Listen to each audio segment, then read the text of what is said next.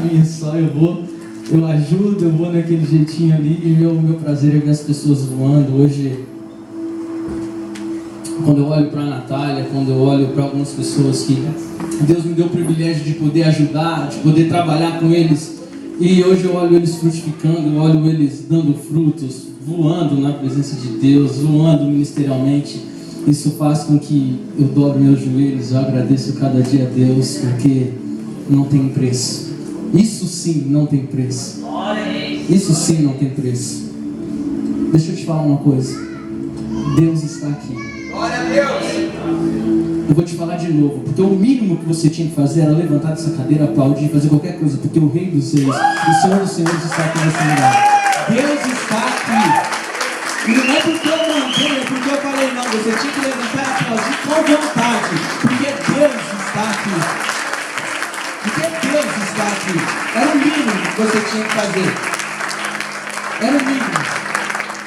Era o mínimo, era criar uma expectativa no teu coração. Tipo, eu não vou só para um acampamento, eu não vou só ir lá me encontrar com os meus amigos, eu vou me encontrar com o Rei dos Reis. Eu vou encontrar com aquele que me deu a vida. O nosso objetivo nesse acampamento é fazer com que você saia daqui, no mínimo, com desejo ardente de discipular alguém, com desejo ardente no seu coração de fazer discípulo.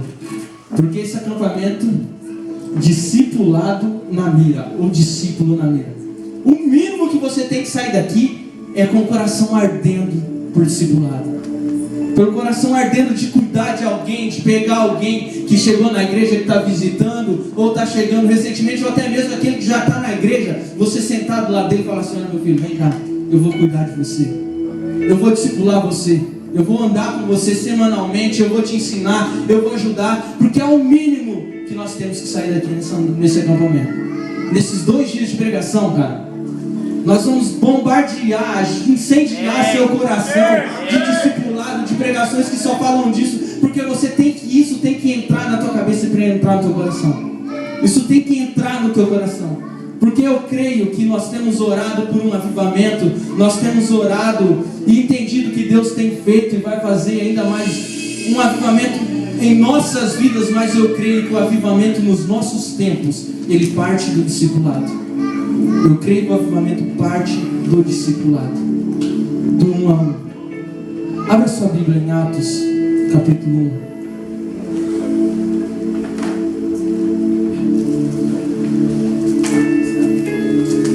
Para ajudar meu copo de água aqui encheu de bichinho. Tirou o copo. Não, pode deixar. Como diria minha avó, faz bem pra vista. Formiga, né?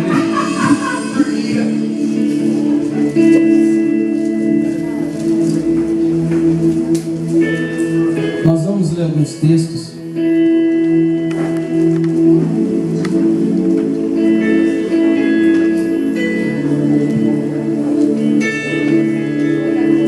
Dentro do capítulo 1 e do capítulo 2.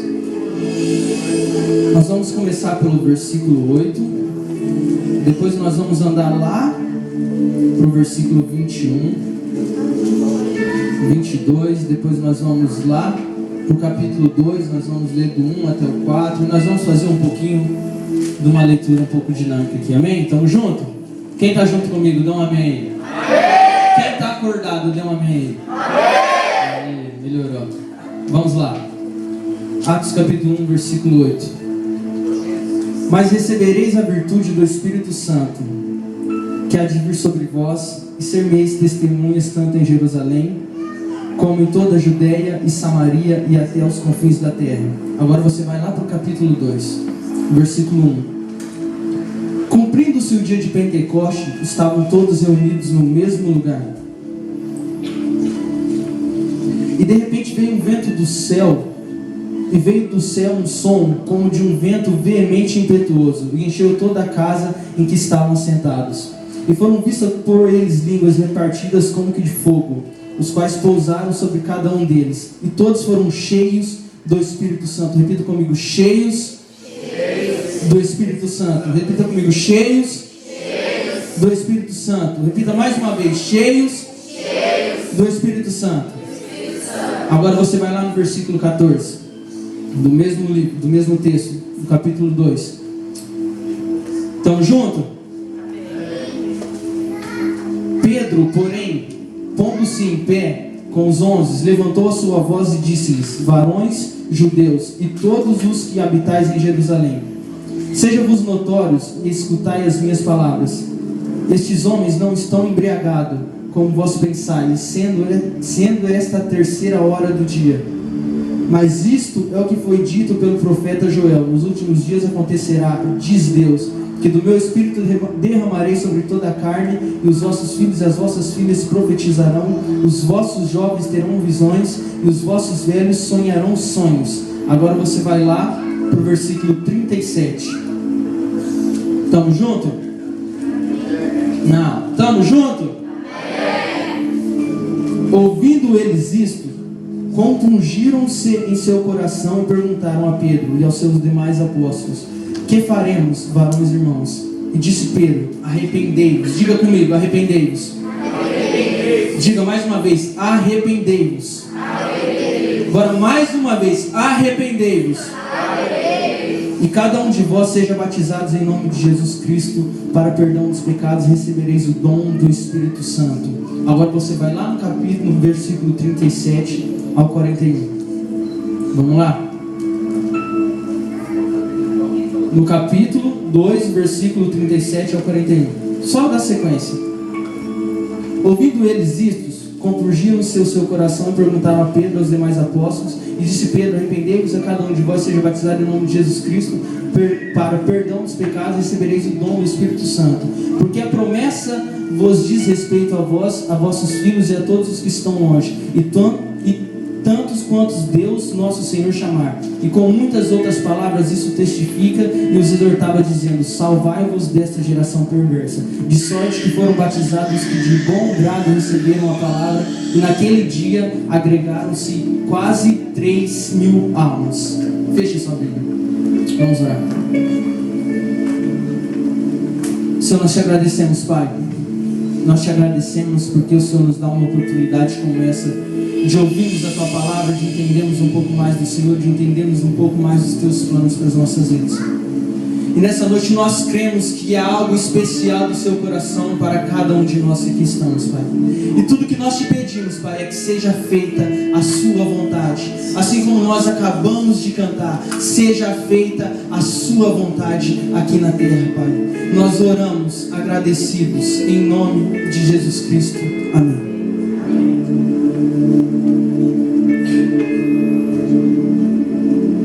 Lucas, ele começa a descrever o texto de Atos. E o interessante, quando ele diz ali no versículo 8: mas vós recebereis virtude do Espírito Santo. Se você pegar um pouquinho ali, se você for entender um pouquinho, ele começa a relatar as últimas palavras de Jesus para os discípulos. É como se um pai, é como se um avô, nos seus últimos dias de vida, ele fosse falar as suas últimas frases para alguém, tendo aquilo como as mais importantes. Ele estava dizendo para os discípulos: olha só, vocês receberão virtude do Espírito Santo, virtude esta que lhes qualificarão para que vocês façam ou dê continuidade à minha obra. E quando você começa, quando você continua, melhor dizendo, lendo ali o texto, você vai ver que logo depois daquilo, os discípulos se ajuntaram numa casa e eles estavam orando, e houve então a descida do Espírito Santo, como nós lemos em Atos 2, chamado de Pentecostes.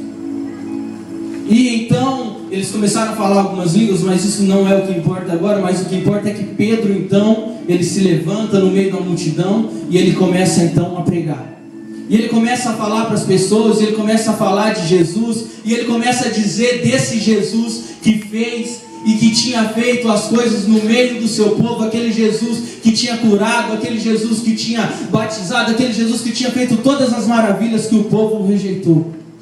E ele começa a dizer, e ele começa a falar para esse povo, talvez de uma maneira forte, talvez o texto não relata, mas talvez ele está um tom um pouco que bravo, um tom um pouco que forte, mas ele começa a falar desse Jesus, que o mesmo Jesus que eles renegaram é o Jesus que era o Salvador.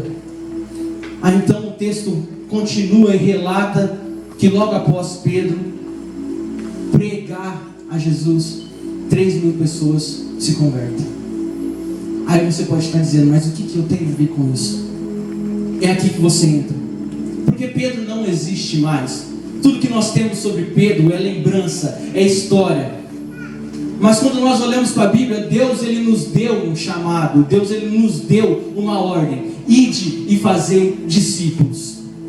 Ide e fazei discípulos. É uma ordem. E eu vou dizer para você que talvez você luta contra todos os outros tipos de pecados que há em sua vida, sei lá quais, mas eu vou te dizer que se você não discipula, talvez você também esteja pecando, porque é uma ordem e você está desobedecendo a Deus. E tudo aquilo que nós desobedecemos, tudo aquilo que nós descumprimos, nós estamos em pecado. Mas Jesus continua ali, Pedro continua aqueles discursos e logo após toda a conversão começa a haver um movimento ou algo no meio do povo de Deus.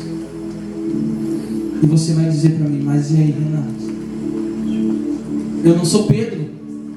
Mas você vai dizer para mim, e aí, Renan?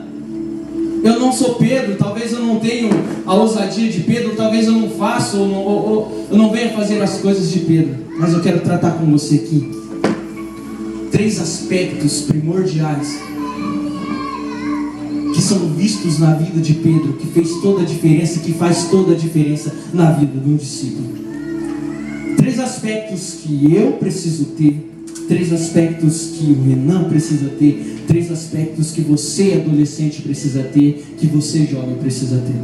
Amém. O primeiro aspecto de todos é conhecer a Jesus Cristo. Conhecer a Cristo é o conhecimento de quem é Cristo. Eu não sei o que você entende por conhecimento, mas eu vou te dizer um pouquinho do que eu entendo por conhecimento.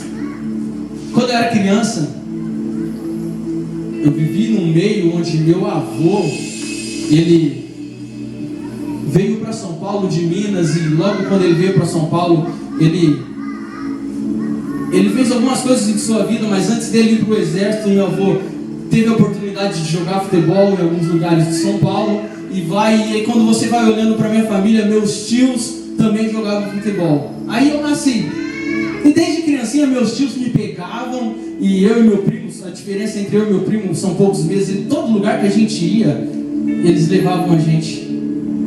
Todos os lugares que eles iam jogar bola, eles levavam eu e meu primo. E eu ficava olhando aquilo, eu ficava olhando o jogo, eu ficava imaginando como será que é aquilo. E aquilo começava a criar algumas coisas em meu coração, e eu ficava, sabe, aquela coisa, como será que é pisar lá dentro? Como será que é que? Aí eu fui crescendo um pouquinho, e ele começou a me levar para alguns lugares onde tinha algum tipo um pouco mais de torcida. Eu lembro que tinha um time aqui em Palmeiras, tinha um time do Cruzeiro, e aí tinha aquela torcidona muito louca, e eu ficava olhando assim, eu ficava assim, cara, como será que é jogar naquele negócio?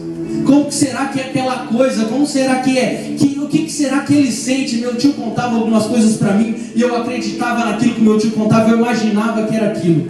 Aí Deus começou a me dar a oportunidade de viver as mesmas coisas que meus tios, meu avô viveu. E aí com 14 anos eu saí de casa, e eu fui para Americana. E aí eu comecei a ter um pouquinho desse contato real, e eu fui vendo que algumas coisas eram diferentes. E aí eu fui indo, de lá eu fui para Curitiba, de Curitiba eu voltei, e indo nessa vice-versa, eu comecei a perceber algumas coisas. Logo quando eu cheguei no meu primeiro time profissional que eu joguei, numa das minhas primeiras oportunidades, Deus surpreendeu meu coração. Um dos meus primeiros jogos eu pude jogar numa cidade onde o estádio estava abarrotado de gente, aquele negócio, tinha 12.000 torcedores no estádio. Gente pendurado na tela, gente tudo quanto é coisa, aquele negócio, e sabe, eu fiquei imaginando aquelas coisas que meus tios falavam pra mim. Aí quando eu entrei dentro de campo, quando eu pisei o pé em campo, o meu coração começou a bater de uma forma tão forte, assim, minhas pernas começaram a tremer, minha barriga formigava, aquela coisa louca assim, e eu comecei a sentir coisas totalmente diferentes. Eu comecei a sentir coisas que meus tios não me falavam. Eu comecei a sentir coisas que eram tão diferentes com as que meus tios me diziam. Aí você está dizendo assim para mim: Renan, mas o que isso tem a ver? No capítulo 4 de Mateus, Jesus olha para Pedro, e Pedro está lá fazendo alguma coisa, fazendo o seu serviço, e Jesus vem e olha para ele e diz assim: olha Pedro, vem, me segue. E aí Pedro começa a seguir Jesus, e Pedro começa a olhar e ver Jesus fazendo milagres. Pedro começa a olhar e ver Jesus curando um cego, expulsar demônios. Pedro começa a ver Jesus fazendo inúmeras coisas.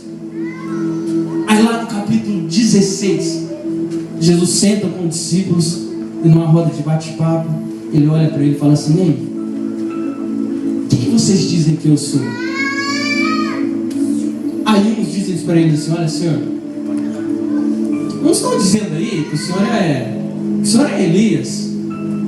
Tem outros dizendo aí que o Senhor é um dos profetas. Aí levanta Pedro do meio do nada assim. Pedro olha para ele e fala assim: olha Jesus, tu és o Cristo, o Filho do Deus vivo. Aí Jesus olha para ele e fala assim: olha Pedro, feliz é você, bem-aventurado é você, que não foi carne, não foi sangue quem te revelou, mas sim o meu Espírito Santo. O que eu estou querendo dizer com você para tudo isso? O fato de você somente vir para a igreja, o fato somente de você ouvir eu, ouvir o Reis, ouvir qualquer outro pregador pregando, isso não te traz um real conhecimento de quem é Jesus Cristo. Eu estou dizendo que se você quer conhecer quem é Cristo de verdade, você precisa de uma revelação profunda do Espírito Santo.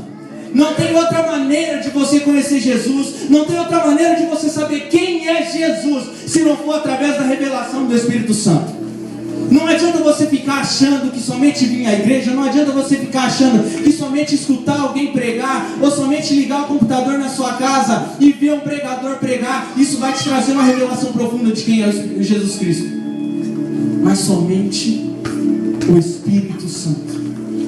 Somente o Espírito Santo. Somente o Espírito Santo. E eu quero te perguntar: qual é o conhecimento que você tem de Jesus Cristo? Qual é o conhecimento de que você tem de Jesus Cristo?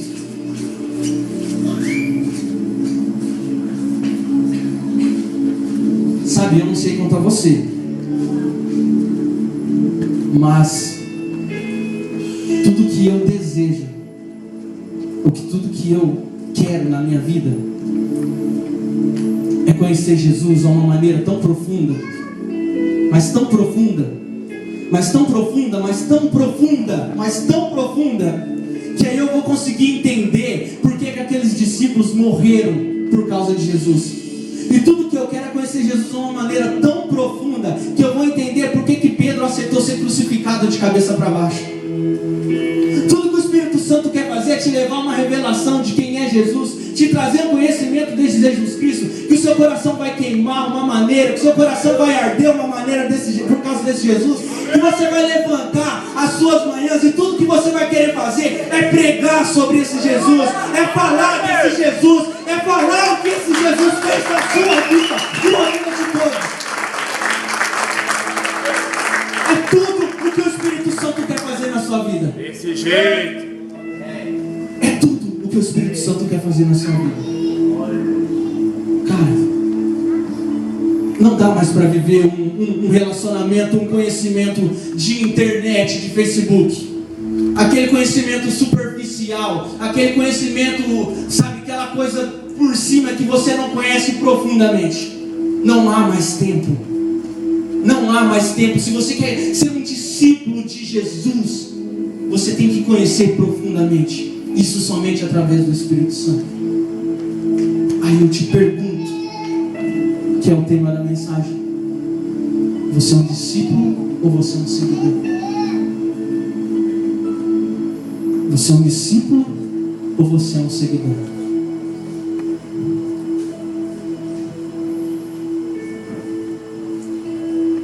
O segundo aspecto importante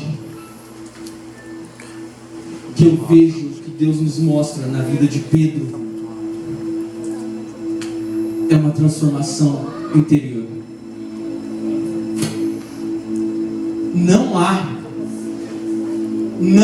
há como você ser um discípulo sem que haja uma transformação interior na sua vida.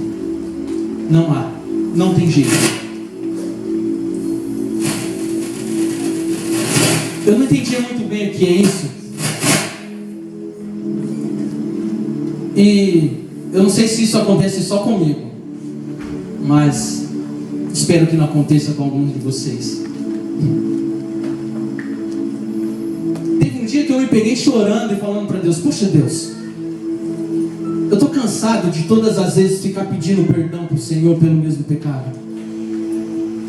Eu estou cansado de todas as vezes eu vou para o meu quarto e eu choro e eu digo para o Senhor perdão. E todas as vezes perdão pelos mesmos pecados que eu cometia.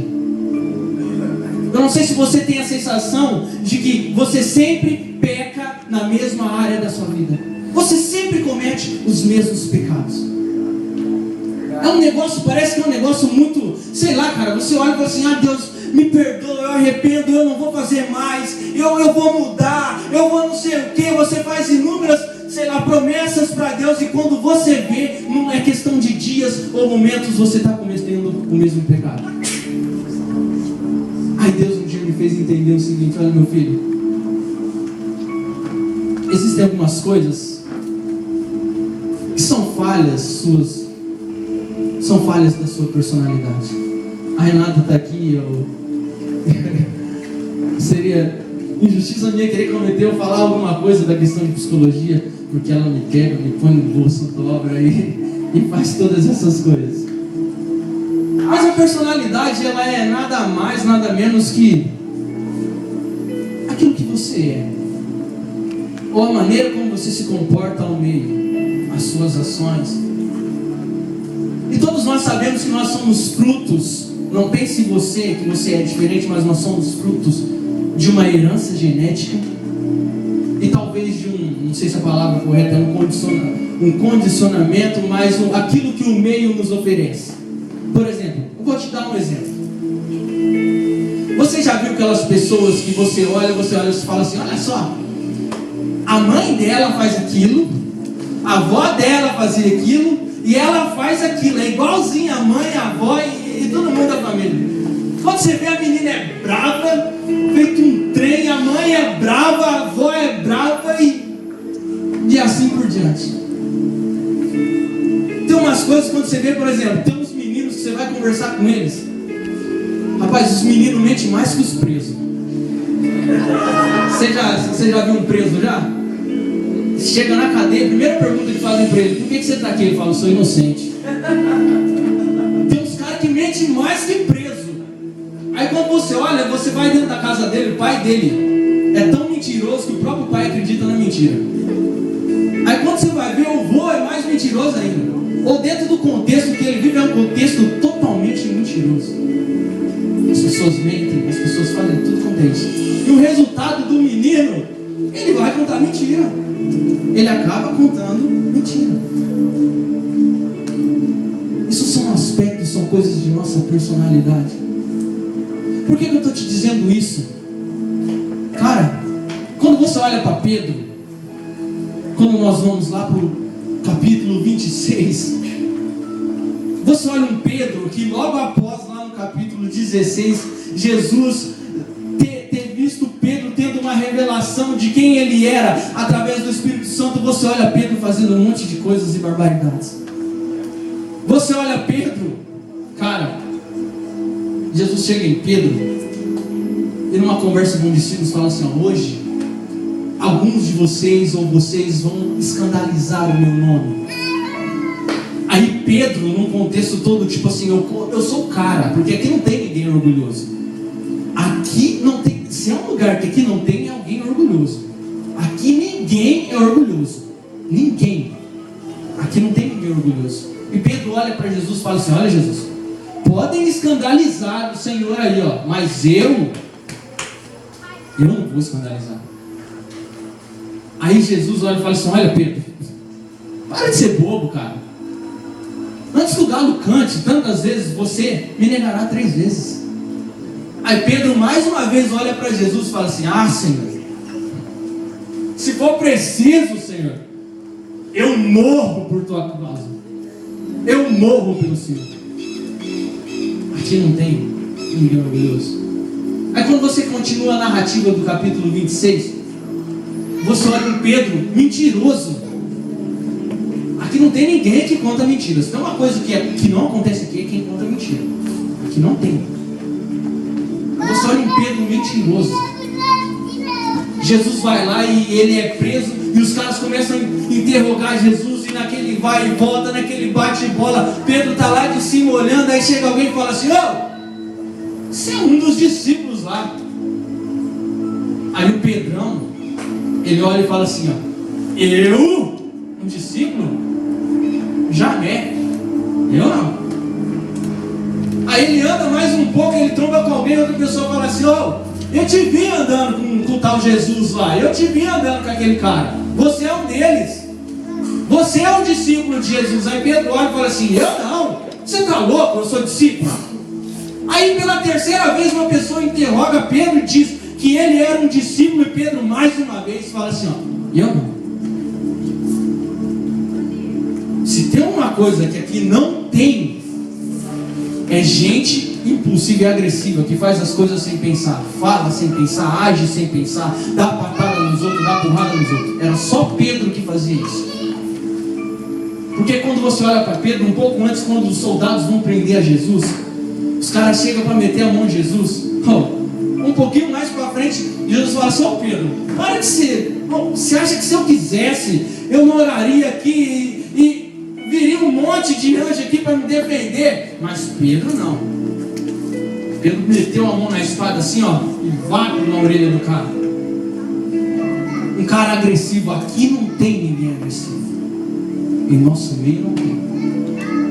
Em nosso meio não tem ninguém agressivo.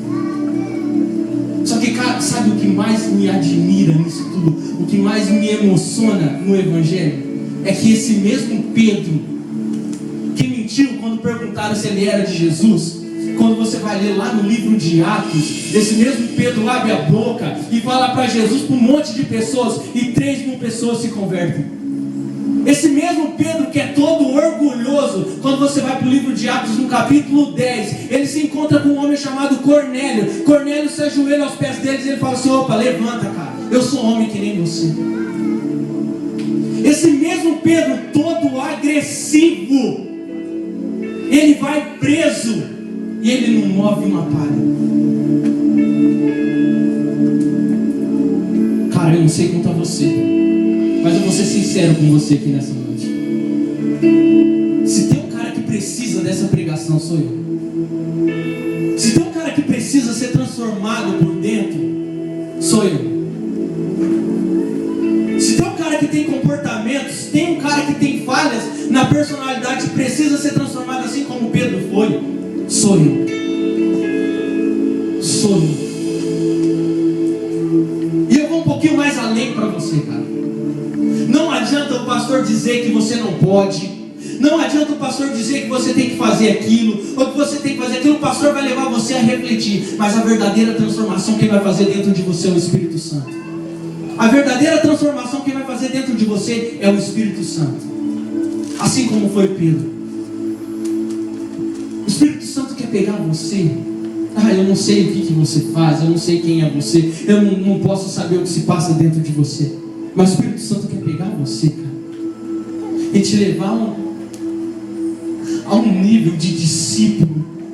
A um nível de discípulo. O Espírito Santo quer fazer em você algo, cara, que vai transformar. Porque você ainda não entendeu. Não há mais tempo, é tempo. As pessoas estão sedentas de Deus. As pessoas estão desesperadas por Deus. As pessoas não conseguem mais viver essa vida mentirosa. Essa vida mentirosa que o mundo ensina. Vida de festas, vidas que você sai, você bebe, você faz qualquer coisa. Quando você volta para sua casa, você está vazio. As pessoas não aguentam mais. E tudo que Deus quer é usar eu e você para discipular essas pessoas e ganhar essas pessoas.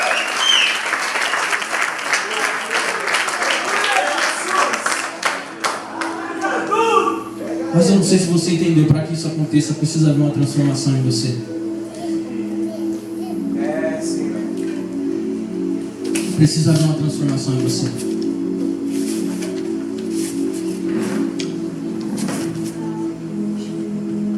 Deixa eu te dizer uma coisa, o porquê disso tudo.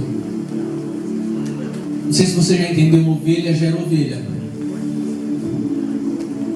Ovelha saudável, ovelha sadia, gera ovelha sadia. E não pense você que o seu discípulo vai ter os comportamentos do discípulo do pastor Alex. Não pense você que os seus discípulos vai ter o comportamento do discípulo do Billy Graham ou de qualquer um outro. Os seus discípulos, ele vai ter o teu comportamento. E se você não tem um conhecimento profundo de Jesus Cristo, o teu discípulo não vai ter conhecimento profundo de Jesus Cristo. Se você não tem uma vida transformada, o teu discípulo vai ver coisas em você, você cometendo coisas, ele vai falar: se o meu discipulador faz, eu também vou fazer.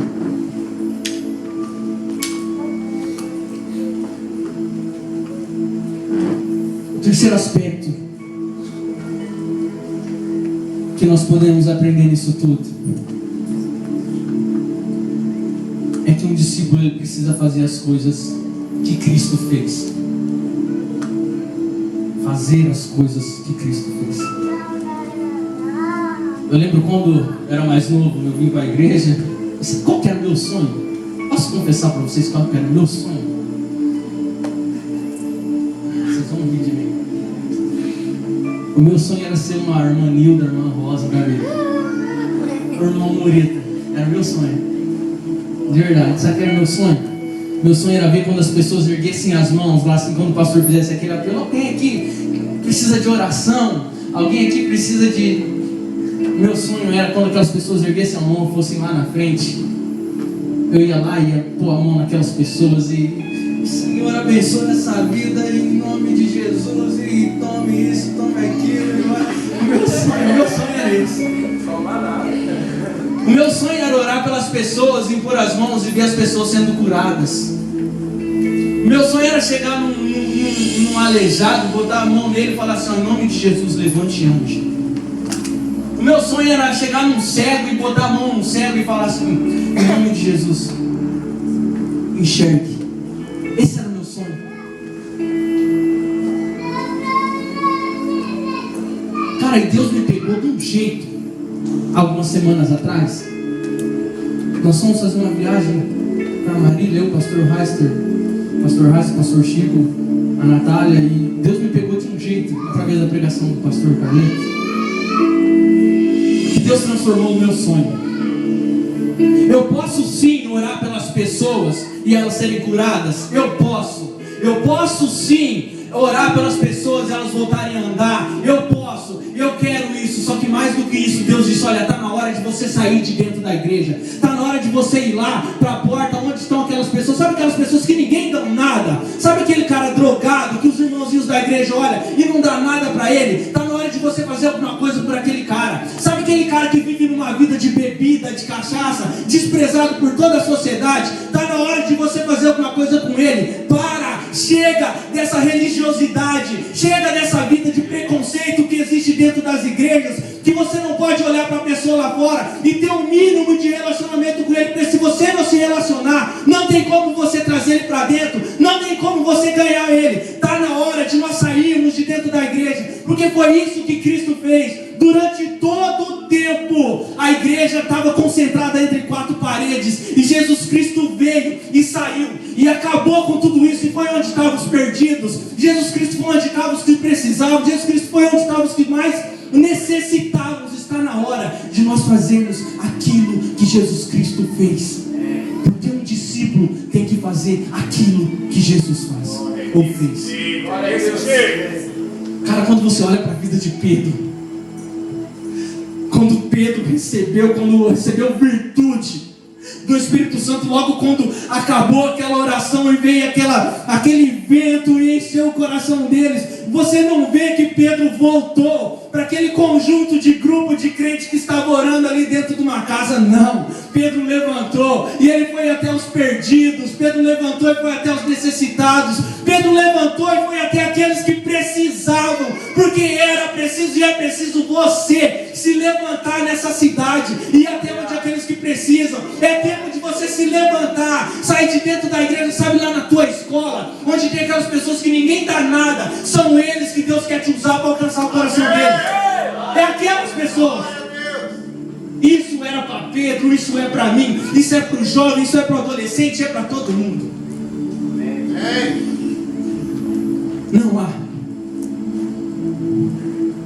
Não há outro jeito de nós vivermos discipulado se não for isso.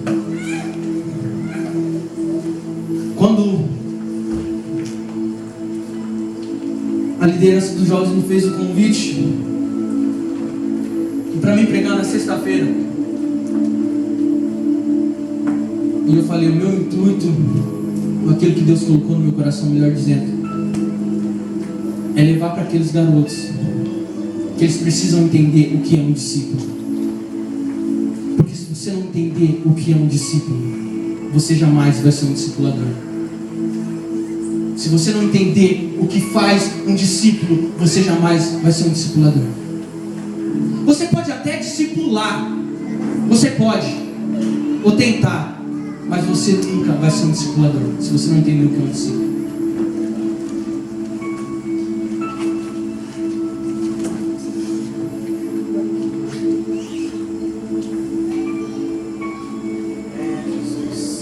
Eu quero concluir.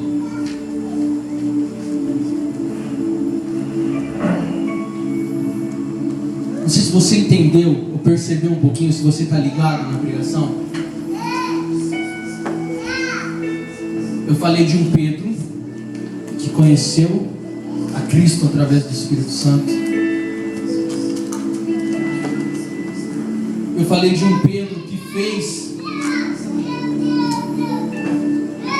Eu falei de um Pedro que fez coisas que Cristo fez. Eu falei de um Pedro que teve uma vida transformada. Mas eu não sei se você entendeu, há uma ordem cronológica nisso tudo. Começou lá no capítulo 4, veio para o capítulo 16, no capítulo 26. Só que não sei se você se tocou, mas na hora que Pedro começou a fazer todas essas coisas, ele já estava lá em Atos. Ele já estava lá em Atos. Isso já é narrado lá em Atos. Porque existe um ponto chave nisso tudo. Eu não vim aqui para te crucificar, mas eu vim aqui para te trazer esperança. Eu vim aqui para te trazer esperança, porque se você quer ser um discípulo, você precisa entender isso. O texto de João faz uma narrativa de quando Pedro ouve falar que Jesus havia sido ressuscitado. Ele começa a criar esperança no seu coração. Ele começa a criar uma expectativa no seu coração quanto ao encontro com aquele Jesus, quanto ao encontro com o seu mestre, o seu discipulador. E ele começa a criar uma expectativa, uma esperança no seu coração. Aí há um momento em que eles estão num barco. E ele avista Jesus lá de longe numa praia. E aí quando ele percebe que é Jesus, e quando ele chega diante do mestre,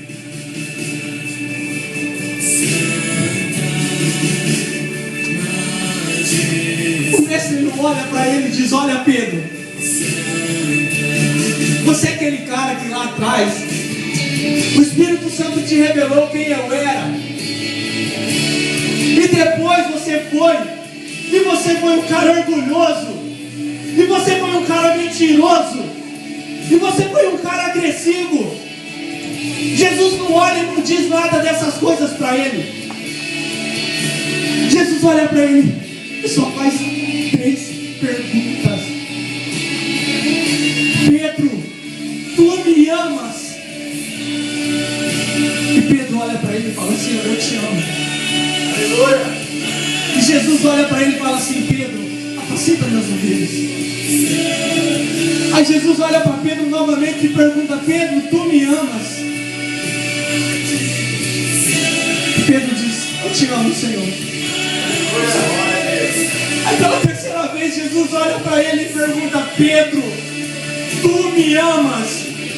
E Pedro, já com o coração um pouco, ele olha para ele e fala: Senhor, tu sabes que eu te amo. Tu sabes que eu vez Jesus olha para ele e fala assim: apacenta minhas ovelhas. Apacenta minhas ovelhas. Pedro já estava arrependido de todos os seus pecados. Pedro já estava arrependido de tudo aquilo que ele tinha feito. E Jesus conhecia o seu coração. Então, a partir daí, o Senhor preparou Pedro para uma descida do Espírito Santo, onde trouxe poder. E Pedro foi um dos maiores pregadores do nome de Jesus Cristo. Eu não sei quanto a você, eu não sei o que te trouxe aqui, eu não conheço o teu interior, mas hoje é noite do Espírito Santo te transformar. Hoje é noite do Espírito Santo te trazer uma revelação de quem é Jesus Cristo. Hoje é noite do Espírito Santo entrar lá no seu interior, te tocar e ver o que precisa ser mudado e ver o que precisa ser tocado. Hoje é noite de você passar a viver um outro momento, um outro estágio, onde você vai transformar essa cidade de cabeça para baixo. Mas para que isso aconteça, é preciso acontecer um arrependimento. E é noite de você se arrepender. E você tem a oportunidade. Nós queremos orar por você. Vem, liderança, vem. Nós queremos orar por você. Eu só vou falar uma vez. Eu só vou falar uma vez. Uma vez. Pedro, quando se deparou com tudo aquilo, ele não perdeu tempo. Ele entendia que algo nele precisava mudar. Ele entendia que algo nele precisava ser transformado. Ele não perdeu tempo. Eu te disse no começo que Deus está aqui. Glória a Deus. Eu te disse no começo que Deus está aqui. Deus está aqui. Você tem a mesma oportunidade de Pedro de ser transformado nesse momento. Você tem a mesma oportunidade de Pedro de correr aos pés do Pai e você chorar e você declarar para Ele o que você precisa que transforme. Esse é seu momento.